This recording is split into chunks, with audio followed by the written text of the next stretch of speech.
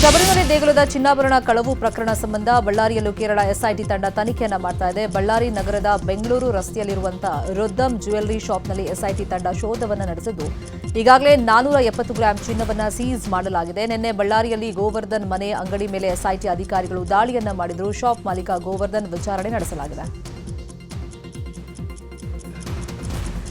ಇನ್ನು ವಿಚಾರಣೆ ಬಳಿಕ ಮಾತನಾಡಿದ ಮಾಲೀಕ ಗೋವರ್ಧನ್ ಎಸ್ಐಟಿ ಕೇಳಿದಂತ ಎಲ್ಲಾ ದಾಖಲೆಗಳನ್ನು ಕೊಟ್ಟಿದ್ದೀನಿ ಅಂತ ಹೇಳಿದ್ದಾರೆ. ಇದಾರಲ್ಲ ಅದರಲ್ಲಿ ಕೂಡ ಗೋಲ್ಡ್ ಪ್ಲೇಟಿಂಗ್ ಮಾಡಬೇಕು ಅಂತ ಅವರು ಉನ್ನಿಕೃಷ್ಣನ್ ಅವ್ರಿಗೆ ಹೇಳಿದ್ದಾರೆ. ಆ ಸಂಬಂಧಪಟ್ಟು ಅದರಲ್ಲಿ ಏನೋ ತೂಕ ಕಮ್ಮಿ ಆಗಿದೆ, ಅದರಲ್ಲಿ ಏನೋ ಡಿಫ್ರೆನ್ಸ್ ಆಗಿದೆ ಅನ್ನೋ ಉದ್ದೇಶಕ್ಕೆ ಅವರು ವಿಚಾರಣೆಗೆ ಅವರು ನನ್ನ ಕರೆದಿದ್ದರು ಟ್ರಿವೆಂಡ್ರಮ್ಗೆ.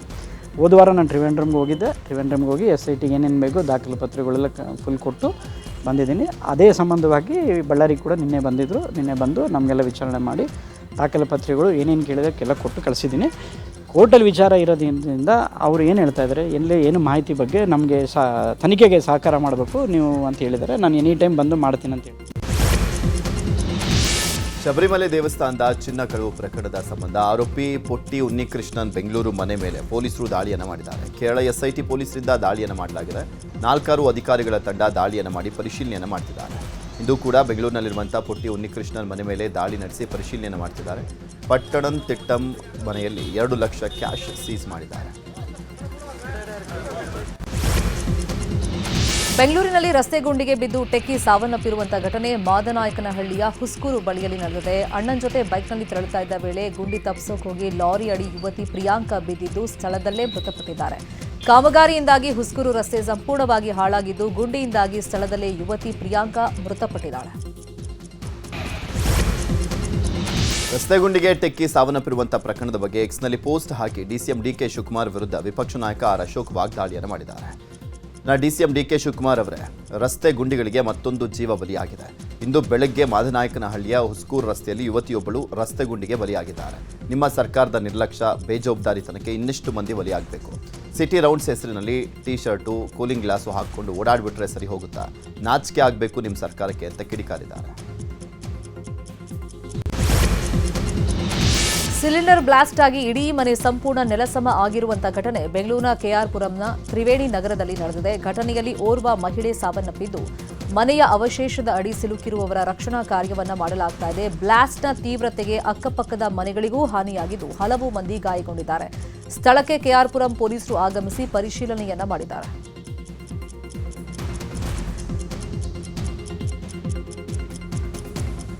ಬೆಂಗಳೂರಿನ ಕೆಆರ್ಪುರದಲ್ಲಿ ಸಿಲಿಂಡರ್ ಬ್ಲಾಸ್ಟ್ ಪ್ರಕರಣ ಸಂಬಂಧ ಸಚಿವೆ ಶೋಭಾ ಕರಂದ್ಲಾಜೆ, ಶಾಸಕ ಬೈರತಿ ಬಸವರಾಜು ಸ್ಥಳ ಪರಿಶೀಲಿಸಿ ಪೊಲೀಸರ ಬಳಿ ಮಾಹಿತಿಯನ್ನು ಪಡ್ಕೊಂಡಿದ್ದಾರೆ. ಬಳಿಕ ಮಾಧ್ಯಮಗಳಿಗೆ ಮಾತನಾಡಿದ Shobha Karandlaje, gas cylinder blast ಆದರೆ ಇಷ್ಟೆಲ್ಲ ಹಾನಿಯಾಗೋಕೆ ಸಾಧ್ಯನಾ? ಇದರ ಬಗ್ಗೆ ಸೂಕ್ತ ತನಿಖೆ ಆಗಬೇಕು ಅಂತ ಹೇಳಿ ಆಗ್ರಹ ಮಾಡಿದ್ದಾರೆ. ಇನ್ನು ಇದೇ ವಿಚಾರವಾಗಿ ಬೈರತಿ ಬಸವರಾಜು ಹಾಗೂ ಜಂಟಿ ಪೊಲೀಸ್ ಆಯುಕ್ತ ರಮೇಶ್ ಬಾನೋತ್ ಕೂಡ ಪ್ರತಿಕ್ರಿಯೆಯನ್ನು ಕೊಟ್ಟಿದ್ದಾರೆ.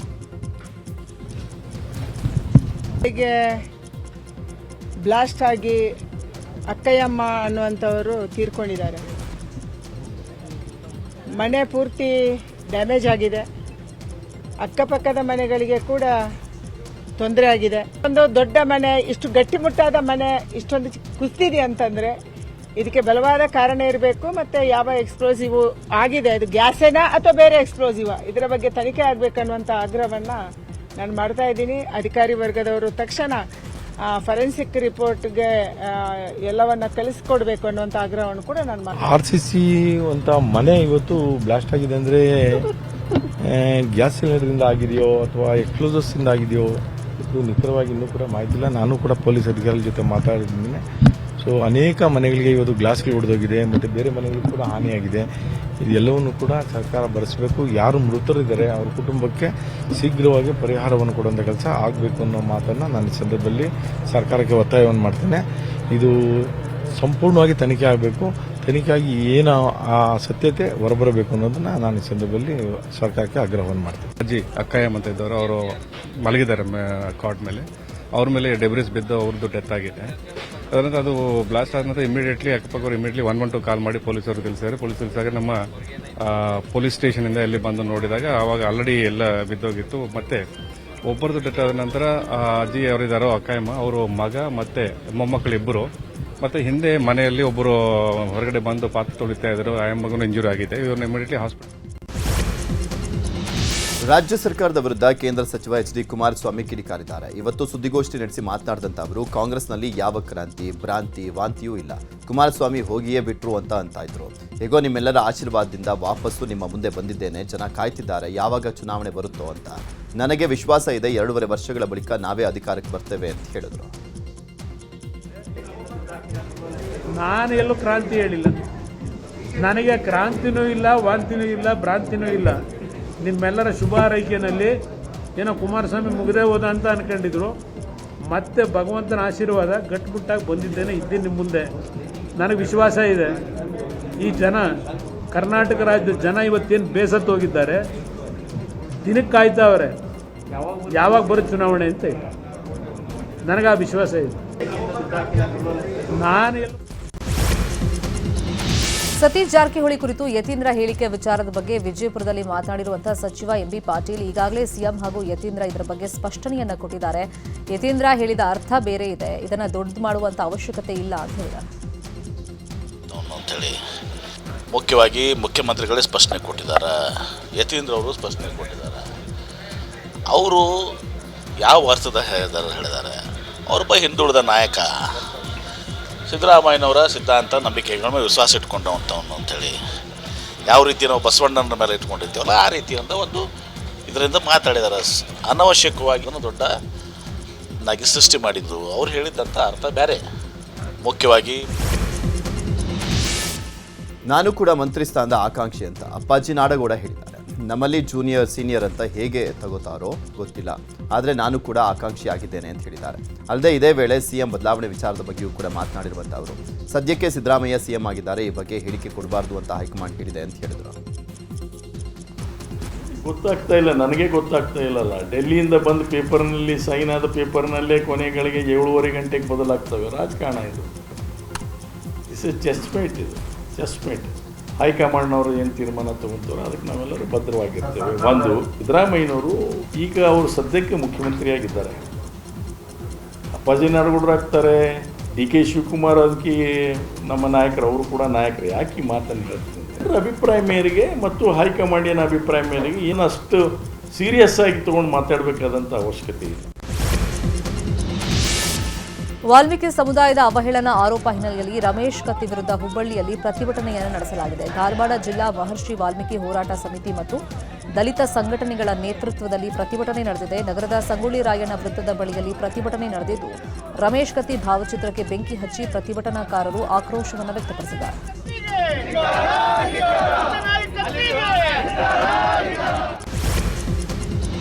ಬಿಜೆಪಿಯ ರೆಬಲ್ ಶಾಸಕ ರಮೇಶ್ ಜಾರಕಿಹೊಳಿ ಇಂದು ಮಾಜಿ ಸಿಎಂ ಬಸವರಾಜ ಬೊಮ್ಮಾಯಿ ಅವರನ್ನ ಭೇಟಿಯಾಗಿದ್ದಾರೆ. ಬೆಂಗಳೂರಿನ ಆರ್ಟಿ ನಗರದಲ್ಲಿರುವಂತೆ ನಿವಾಸಕ್ಕೆ ಆಗಮಿಸಿ ಬೊಮ್ಮಾಯಿ ಜೊತೆ ಕೆಲ ಹೊತ್ತು ಮಾತುಕತೆಯನ್ನು ಮಾಡಿದರು.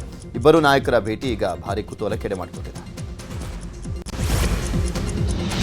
ಆರ್ಎಸ್ಎಸ್ ರಿಜಿಸ್ಟರ್ ಆಗಿದೆಯಾ ಎಂಬ ಸಚಿವ ಪ್ರಿಯಾಂಕ್ ಖರ್ಗೆ ಹೇಳಿಕೆಗೆ ಮಾವಳಿ ಶಂಕರ್ ಬೆಂಬಲ ಕೊಟ್ಟಿದ್ದಾರೆ. ಈ ಬಗ್ಗೆ ಇವತ್ತು ಶೋಷಿತ ಸಮುದಾಯದ ಒಕ್ಕೂಟ ಮತ್ತು ಹಿಂದುಳಿದ ಜಾತಿಗಳ ಒಕ್ಕೂಟದಿಂದ ಜಂಟಿ ಸುದ್ದಿಗೋಷ್ಠಿ ನಡೆಸಿ ಮಾತನಾಡಿದ ಅವರು, ಪ್ರಿಯಾಂಕ್ ಖರ್ಗೆ ಕೇಳಿರೋದ್ರಲ್ಲಿ ತಪ್ಪೇನಿದೆ, ಕಾನೂನು ಎಲ್ರಿಗೂ ಒಂದೇ ಅಲ್ವಾ? ಆರ್ಎಸ್ಎಸ್ನವರು ಕಾನೂನುಬದ್ಧವಾಗಿ ಮಾಡಲಿ, ನಮ್ದೇನು ತಕರಾರಿಲ್ಲ. ಆದರೆ ಆರ್ಎಸ್ಎಸ್ ಶೋಷಿತರ ವಿರುದ್ಧ ಇದೆ.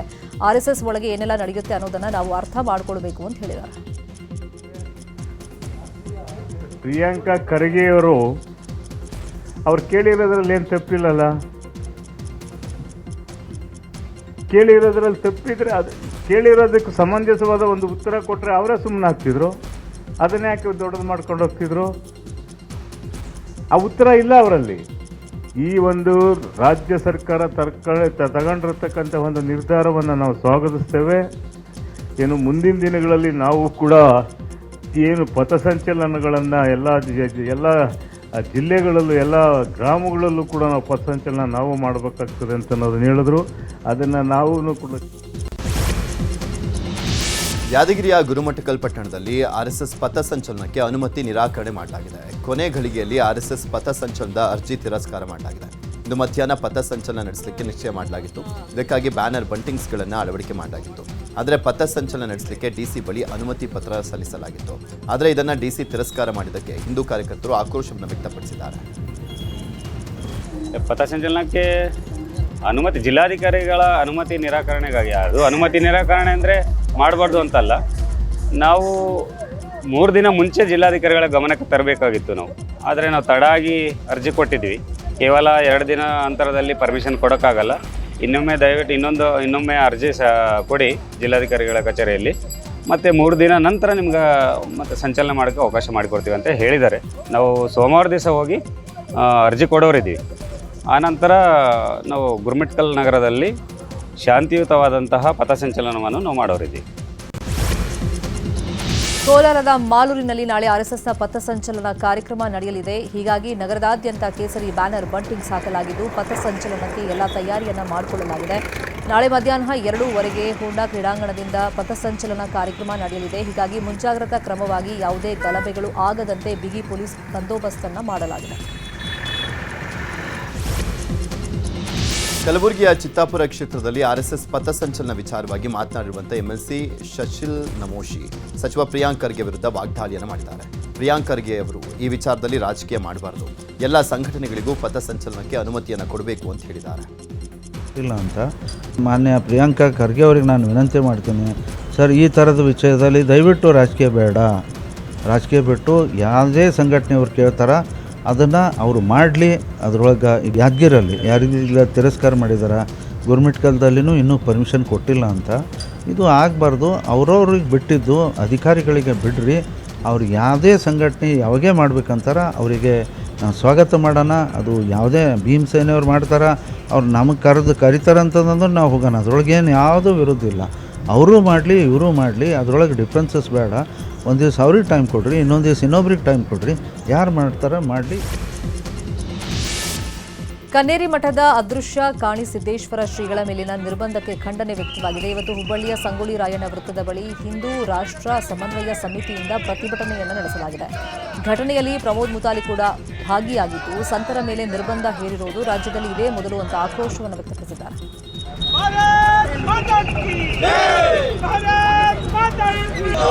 ಕನ್ನೇರಿ ಶ್ರೀಗಳ ವಿರುದ್ಧ ವಿಜಯಪುರದಲ್ಲಿ ಸಚಿವ ಎಂಬಿ ಪಾಟೀಲ್ ಕಿಡಿಕಾರಿದ್ದಾರೆ. ಅವರು ಮಾತನಾಡಿದ ಶಬ್ದಗಳು ಖಂಡನೀಯ. ಶ್ರೀಗಳ ಜಿಲ್ಲಾ ನಿರ್ಬಂಧದ ಹಿಂದೆ ನಾನಿಲ್ಲ, ಇದು ಜಿಲ್ಲಾಡಳಿತದ ಕೆಲಸ. ಜಿಲ್ಲಾಧಿಕಾರಿಗಳು ಎಸ್ಪಿ ಬಗ್ಗೆ ನಿರ್ಧಾರ ತೆಗೆದುಕೊಂಡಿದ್ದಾರೆ ಅಂತ ಹೇಳಿದ್ದಾರೆ. ಮೇಲೆ ಎಲ್ಲೂ ಇದನ್ನ ನಿರ್ಧಾರ ತಗೊಳ್ಳುವಂಥವ್ರು DC ಜಿಲ್ಲಾಡಳಿತ ಮತ್ತು ಪೊಲೀಸ್ ಇಲಾಖೆ. ಅವರು ಪರಿಸ್ಥಿತಿ ಮೇಲೆ, ಸಿಚುವೇಶನ್ ಮೇಲೆ, ಇಂಟೆಲಿಜೆನ್ಸ್ ಯೂಸ್ ಮೇಲೆ ಎಲ್ಲವನ್ನು ನೋಡಿ ಇವತ್ತು ಶಾಂತಿ ಕದಡ್ತದೆ, ಇದೆಲ್ಲವನ್ನು ನೋಡಿಕೊಂಡು ಇದು ಮಾಡ್ತೀವಿ. ಇಷ್ಟೆಲ್ಲ ಮಾತಾಡ್ತೀರಿ ನೀವು. ಯಾಕೆ ಕನ್ನೇರಿ ಸ್ವಾಮಿಗಳು ಇದನ್ನು ಆ ಶಬ್ದ ಪ್ರಯೋಗ ಮಾಡಿದ್ದನ್ನು ಟೀಕೆ ಮಾಡೋಕ್ಕೆ ಯಾರಿಗೂ ನಿಮ್ಗೆ ಸಾಧ್ಯ ಇಲ್ಲ. ಸ್ವಾಮಿಗಳಿಗೆ ಒಬ್ಬ ಸ್ವಾಮಿಗಳಾಗಿ ಇನ್ನೊಬ್ಬರು ಸ್ವಾಮಿಗಳಿಗೆ ಮಾತಾಡುವಂಥದ್ದು, 300 ಜನರ ಸ್ವಾಮಿಗಳು ಮಾತಾಡುವಂಥದ್ದು. ಅವ್ರಿಗೆ ಹೇಳಿ ನಾನು ಹೇಳಿದ್ದೀನಿ, ಕ್ಷಮೆ ಕೇಳಿದ್ರೆ ನಾನು ಅವ್ರ ಪಾದ ಮುಟ್ಟಿ ನಮಸ್ಕಾರ ಮಾಡಿ ಕರ್ಕೊಂಬರ್ತೀನಿ ಅಂತ ಹೇಳಿದ್ದೀನಿ. ನನಗೂ ಆತ್ಮೀಯರವರು ಸಿದ್ದೇಶ್ವರ ಸ್ವಾಮಿ ಅವರು ಶಿಷ್ಯರು, ನಾವು ಶಿಷ್ಯರು.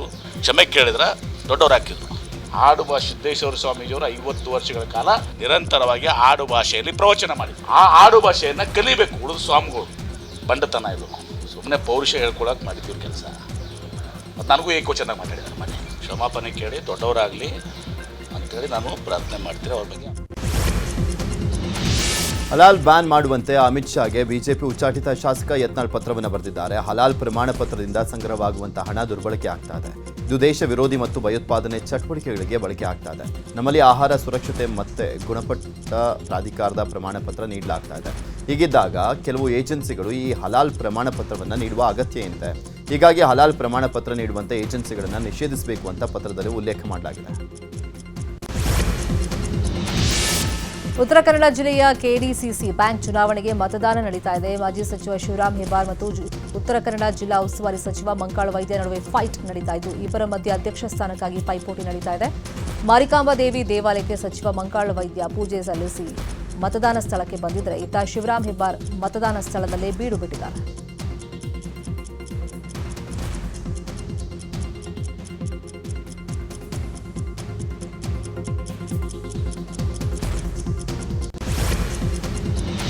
ಮಂಡ್ಯದಲ್ಲಿ MDCC ಬ್ಯಾಂಕ್ ಚುನಾವಣಾ ಕಣ ರಂಗೇರಿದೆ. ಇಂದು ಮಂಡ್ಯ ಜಿಲ್ಲಾ ಸಹಕಾರ ಕೇಂದ್ರ ಬ್ಯಾಂಕಿಗೆ JDS ಬೆಂಬಲಿತ ಅಭ್ಯರ್ಥಿಗಳಿಂದ ನಾಮಪತ್ರ ಸಲ್ಲಿಕೆಯನ್ನು ಮಾಡಲಾಯಿತು. ನವೆಂಬರ್ 2ರಂದು ಮತದಾನ ನಡೆಯಲಿದ್ದು, ಇಂದು ನಾಮಪತ್ರ ಸಲ್ಲಿಸಲಿಕ್ಕೆ ಕೊನೆಯ ದಿನವಾದಂಥ ಹಿನ್ನೆಲೆಯಲ್ಲಿ ಮಾಜಿ ಶಾಸಕ ಡಾಕ್ಟರ್ ಕೆ ಅನ್ನದಾನಿ ನೇತೃತ್ವದಲ್ಲಿ NDA ಅಭ್ಯರ್ಥಿಗಳಿಂದ ನಾಮಪತ್ರವನ್ನು ಸಲ್ಲಿಕೆ ಮಾಡಲಾಗಿದೆ. ಡಿಸಿಎಂ ಡಿಕೆ ಶಿವಕುಮಾರ್ ಇವತ್ತು ಬೆಂಗಳೂರಿನ ಪಶ್ಚಿಮ ನಗರ ಪಾಲಿಕೆ ವ್ಯಾಪ್ತಿಯ ಹೇರೋಹಳ್ಳಿ ಗಾಂಧಿ ಉದ್ಯಾನವನದಲ್ಲಿ ನಡಿಗೆ ಹಾಗೂ ಸಂವಾದ ಕಾರ್ಯಕ್ರಮವನ್ನು ನಡೆಸಿದರು. ಈ ವೇಳೆ ಸರವಿ ಬಡಾವಣೆ ನಿವಾಸಿಗಳು ಕಸದ ಸಮಸ್ಯೆ, ರಸ್ತೆ ದುರಸ್ತಿ, ಪಾರ್ಕ್ನಲ್ಲಿರುವಂತಹ ಜಿಮ್, ಶೌಚಾಲಯ ಸರಿಪಡಿಸುವಂತೆ ಡಿಕೆಶಿ ಬಳಿ ಮನವಿ ಮಾಡಿಕೊಂಡರು. ಜೊತೆಗೆ ಸರ್ಕಲ್ಗಳಿಗೆ ಹೈಮಾಸ್ಟ್ ಲೈಟ್ ಅಳವಡಿಸಿ ಅಂತ ಮನವಿ ಮಾಡಿಕೊಂಡು ಈ ವೇಳೆ ಬೆಸ್ಕಾಂ ಅಧಿಕಾರಿಗಳಿಗೆ ಡಿಕೆಶಿ ಕ್ಲಾಸ್ ತಗೊಂಡಿದ್ದು ಯಾಕೆ ಕೆಲಸ ಮಾಡಿಲ್ಲ, ಈ ಎಲ್ಲ ಸಮಸ್ಯೆಗಳನ್ನು ನೋಟ್ ಮಾಡಿಕೊಂಡು ಬೇಗ ಪರಿಹರಿಸಿ ಅಂತ ಹೇಳಿದ್ರು. ಅಲ್ಲದೆ ಇದೇ ವೇಳೆ ವೇದಿಕೆ ಬಳಿ ಗಲಾಟೆ ಆಗ್ತಾ ಇದ್ದಂಗೆ ಗರಂ ಆದ ಡಿಕೆಶಿ, ಸ್ವಲ್ಪ ಶಾಂತವಾಗಿರಿ, ಈಗಾಗಲೇ ಬೇರೆ ಕಡೆ ಎಲ್ಲ ಚೆನ್ನಾಗಿ ನಡೆದಿದೆ, ಇಲ್ಲಿ ಚಿಕ್ಕ ಜಾಗ ಅಂತ ನಿಮ್ದು ಗಲಾಟೆ ಅಂತ ಗರಂ ಆದ್ರು. ನಮ್ಮ ಎಸ್ಟಿ ಸಂರಕ್ಷಕ ಸರ್ ಮೊಬೈಲ್ ನಂಬರ್ ರಿಪೀಟ್ ಮಾಡಿ ಅದನ್ನ ಮಾಡ್ತೀನಿ ಅಂತ ಹೇಳಿದ್ರು. ಇರ್ಬೋದು, ಆಮೇಲೆ ಜಿಮ್ ಪಾರ್ಕ್ ಇರ್ಬೋದು, ಬೆಳಗ್ಗೆ ಕೆಲ್ಸಕ್ಕೆ ಹೋಗುವಂತವ್ರು ಪಾಪ 15 ಆ ಕೆಲಸ ಆಗ್ಬೇಕು ನಮಗೆ. ರೋಡ್ವರೆಗೂ ತುಂಬಾ ಸಮಸ್ಯೆ ಆಗ್ತಿದೆ. ಯಾಕಂದ್ರೆ ನೆಲಗದ್ರಿನಲ್ಲಿ ಪ್ಲಸ್ ಅಂದ್ರಲ್ಲಿ ಕುಮಾರಸ್ವಾಮಿ ಅಂತ 9341 15 ದಿನದಲ್ಲಿ ಅದು ಕ್ಲೋಸ್ ಆಗಿದೆ. ನಮ್ಮ ಸಂಘದ ಪರವಾಗಿ ನಮ್ಮೆಲ್ಲರ ಪರವಾಗಿ ಅಭಿನಂದನೆ ಒದಗಿಸ್ಕೊಟ್ಟಿದ್ದಾರೆ. ಬಿಡಿಎಯಿಂದ ನಮಗೆ ದಾಖಲಾತಿ ಕೊಟ್ಟೆ ಪ್ರಾಪರ್ಟಿ ಅಥವಾ ನಮ್ಮ ಪ್ರಾಪರ್ಟಿ. ಬೆಂಗಳೂರು ಧರ್ಮಸ್ಥಳ ಬುರ್ಡೆ ಕೇಸ್ನಲ್ಲಿ ಮತ್ತೊಂದು ಮಹತ್ವದ ಬೆಳವಣಿಗೆ ನಡೆದಿದೆ. ಬುರ್ಡೆ ಷಡ್ಯಂತ್ರದ ವಿಚಾರಣೆಗಾಗಿ 4ವರಿಗೆ ಎಸ್ಐಟಿ ನೋಟಿಸ್ ಅನ್ನು ಕೊಟ್ಟಿದೆ. ಸೋಮವಾರ ಬೆಳಗ್ಗೆ ಬೆಳ್ತಂಗಡಿ ಎಸ್ಐಟಿ ಕಚೇರಿಗೆ ಹಾಜರಾಗುವಂತೆ ಮಹೇಶ್ ಶೆಟ್ಟಿ ತಿಮರೋಡಿ, ಗಿರೀಶ್ ಮಟ್ಟಣ್ಣವರ್, ಜಯಂತ್ ಟಿ ಹಾಗೂ ವಿಠಲ್ ಗೌಡಗೆ ನೋಟಿಸ್ ಅನ್ನು ಕೊಡಲಾಗಿದೆ. ಅಲ್ಲದೆ ವಿಚಾರಣೆಗೆ ಹಾಜರಾಗದೇ ಇದ್ದರೆ ಬಂಧಿಸಲಾಗುತ್ತದೆ ಅಂತ ಎಸ್ಐಟಿ ತನಿಖಾಧಿಕಾರಿ ಜಿತೇಂದ್ರ ದಯಾಮ ಎಚ್ಚರಿಕೆಯನ್ನು ಕೊಟ್ಟಿದ್ದಾರೆ. ಆಂಧ್ರಪ್ರದೇಶದ ಕರ್ನೂಲ್ ಬಸ್ ಭಸ್ಮ ಪ್ರಕರಣಕ್ಕೆ ಸಂಬಂಧಪಟ್ಟಂತೆ ಬಸ್ಗೆ ಡಿಕ್ಕಿ ಹೊಡೆದಿದ್ದಂಥ ಬೈಕ್ ಸವಾರನ ದೃಶ್ಯ ಲಭ್ಯವಾಗಿದೆ. ಅಪಘಾತಕ್ಕೂ ಮುನ್ನ ಪೆಟ್ರೋಲ್ ಬಂಕಿಗೆ ಬೈಕ್ ಸವಾರ ಹೋಗಿದ್ದ. ಕುಡಿದು ತೂರಾಡ್ತಾ ಇದ್ದಂಥ ಬೈಕ್ ಸವಾರ ಶಿವಶಂಕರ್ ಮಧ್ಯರಾತ್ರಿ 2:30 ಸುಮಾರಿಗೆ ಬಂಕ್ ಬಳಿ ಬಂದಿದ್ದ. ಆದರೆ ಸಿಬ್ಬಂದಿ ಇಲ್ಲದ ಕಾರಣಕ್ಕೆ ವಾಪಸ್ಸಾಗಿದ್ದ. ಇದಾದ ಕೆಲ ಹೊತ್ತಲ್ಲೇ ಬಸ್ಗೆ ಬೈಕ್ ಡಿಕ್ಕಿಯಾಗಿ ಘಟನೆ ಸಂಭವಿಸಿದೆ.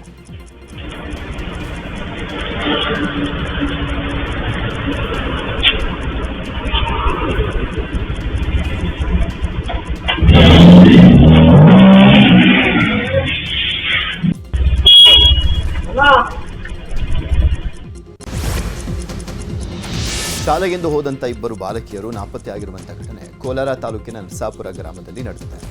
ಶರಣ್ಯ ಹಾಗೂ ದೇವಿ ನಾಪತ್ತೆಯಾದಂಥ ಬಾಲಕಿಯಾಗಿದ್ದಾರೆ. ನರಸಾಪುರ ಕರ್ನಾಟಕ ಪಬ್ಲಿಕ್ ಶಾಲೆಯಲ್ಲಿ ಇಬ್ಬರು ವಿದ್ಯಾರ್ಥಿನಿಯರು SSLC ಓದ್ತಾ ಇದ್ರು. ಆದರೆ ನಿನ್ನೆ ಶಾಲೆಗೆ ಅಂತ ಹೋದಂಥವರು ಸಂಜೆ ಆದರೂ ಕೂಡ ಮನೆಗೆ ವಾಪಸ್ಸಾಗಿಲ್ಲ. ಹೀಗಾಗಿ ಆತಂಕಗೊಂಡಂಥ ಪೋಷಕರು ಕೋಲಾರದ ಮಹಿಳಾ ಪೊಲೀಸ್ ಠಾಣೆಗೆ ದೂರನ್ನು ಕೊಟ್ಟಿದ್ದರು. ಬಾಲಕಿಯರ ಪತ್ತೆಗಾಗಿ 2 ವಿಶೇಷ ತಂಡಗಳನ್ನು ನೇಮಿಸಿ ಹುಡುಕಾಟವನ್ನು ಮಾಡಲಾಗ್ತಾ ಇದೆ.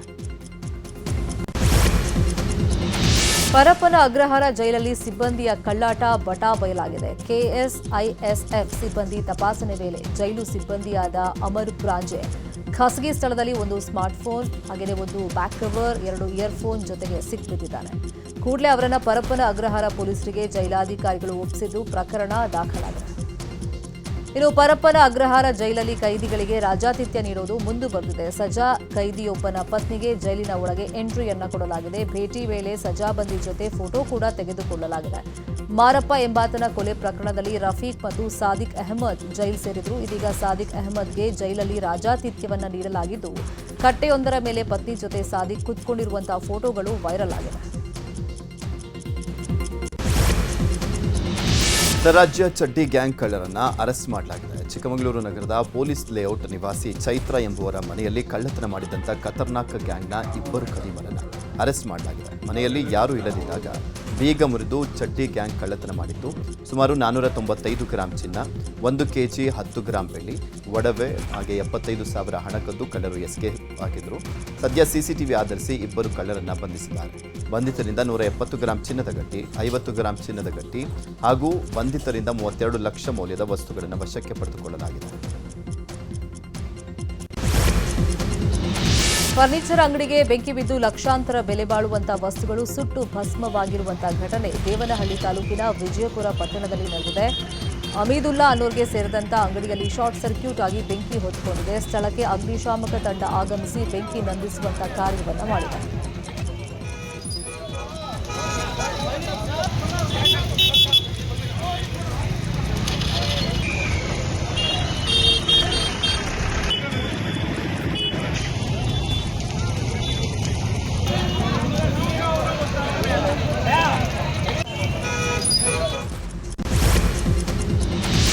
ನಿರಂತರ ಮಳೆ ಹಿನ್ನೆಲೆಯಲ್ಲಿ ಮಳೆಗೆ ಮೆಕ್ಕೆಜೋಳ ಕೊಚ್ಚಿಕೊಂಡಿದೆ. ಒಣಗಿಸಲಿಕ್ಕೆ ಹಾಕಿದ್ದಂಥ ಮೆಕ್ಕೆಜೋಳ ಕೊಚ್ಚಿ ಹೋಗಿದ್ದು ಬೆಳೆ ನಾಶ ಕಂಡು ರೈತ ಕಂಗಾಲಾಗಿದ್ದಾರೆ. ಒಂದೆಡೆ ಮಳೆ ಸಮಸ್ಯೆ ಆದರೆ ಮತ್ತೊಂದು ಕಡೆ ಮಾರುಕಟ್ಟೆಯಲ್ಲಿ ಮೆಕ್ಕೆಜೋಳದ ದರವೂ ಕೂಡ ಇಳಿಕೆ ಆಗಿದೆ. ಹೀಗಾಗಿ ರೈತರು ಸರ್ಕಾರಕ್ಕೆ ಸೂಕ್ತ ಪರಿಹಾರವನ್ನು ನೀಡುವಂತೆ ಮನವಿಯನ್ನು ಮಾಡಿಕೊಂಡಿದ್ದಾರೆ.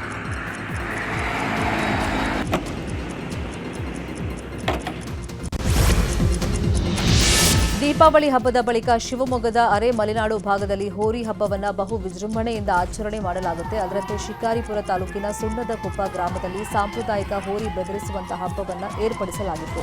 ಅಖಾಡದಲ್ಲಿ ಹೋರಿ ಬೆದರಿಸುವಂತಹ ಸ್ಪರ್ಧೆ ನೋಡುವುದಕ್ಕೆ ಸಾವಿರಾರು ಜನ ಸೇರಿದ್ದಲ್ಲದೆ ಸ್ಪರ್ಧೆಗೆ ರಾಜ್ಯದ ವಿವಿಧ ಜಿಲ್ಲೆಗಳಿಂದ ಹೋರಿಗಳು ಬಂದಿದ್ವು. ಜಿಲ್ಲೆಯ ಸೊರಬ ಹಾಗೂ ಶಿಕಾರಿಪುರ ಭಾಗಗಳಲ್ಲಿ ಈ ಹಬ್ಬದ ಕ್ರೇಜ್ ಇದೆ.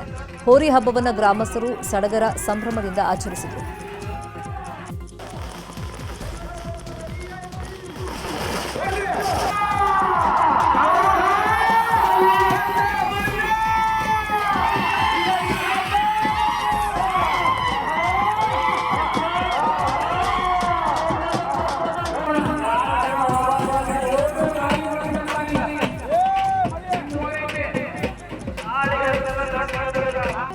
ಮಂಡ್ಯದ ಕೆಆರ್ಪೇಟೆ ತಾಲೂಕಿನ ಮಲ್ಲೇನಹಳ್ಳಿ ಗ್ರಾಮದಲ್ಲಿ ಚಿರತೆ ಸೆರೆ ಹಿಡಿಯಲಾಗಿದೆ. ಅರಣ್ಯ ಇಲಾಖೆ ಇರಿಸಿದ ಬೋನಿಗೆ 4 ವರ್ಷದ ಹೆಣ್ಣು ಚಿರತೆ ಸಿಕ್ಕಿಬಿದ್ದಿದೆ. ಹಲವು ತಿಂಗಳಿಂದ ಗ್ರಾಮದಲ್ಲಿ ಸಾಕು ಪ್ರಾಣಿಗಳನ್ನು ತಿಂದಿದ್ದ ಚಿರತೆ ಸೆರೆ ಸಿಕ್ಕ ಹಿನ್ನೆಲೆಯಲ್ಲಿ ಗ್ರಾಮಸ್ಥರು ನಿಟ್ಟುಸಿರನ್ನ ಬಿಟ್ಟಿದ್ದಾರೆ.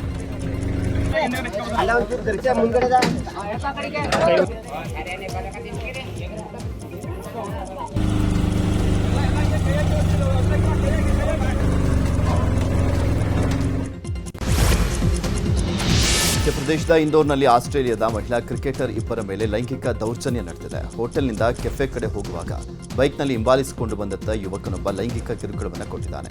ಆರೋಪಿಯನ್ನು ಪೊಲೀಸರು ಅರೆಸ್ಟ್ ಮಾಡಿದ್ದಾರೆ. ಸೆಕ್ಯೂರಿಟಿ ಎಲ್ಲಿದೆ ಎಂಬ ವಿಚಾರಕ್ಕೆ ಕಾಂಗ್ರೆಸ್ ಹಾಗೂ ಬಿಜೆಪಿ ನಡುವೆ ವಾಕ್ಸಮರಕ್ಕೆ ಕಾರಣವಾಗಿದೆ.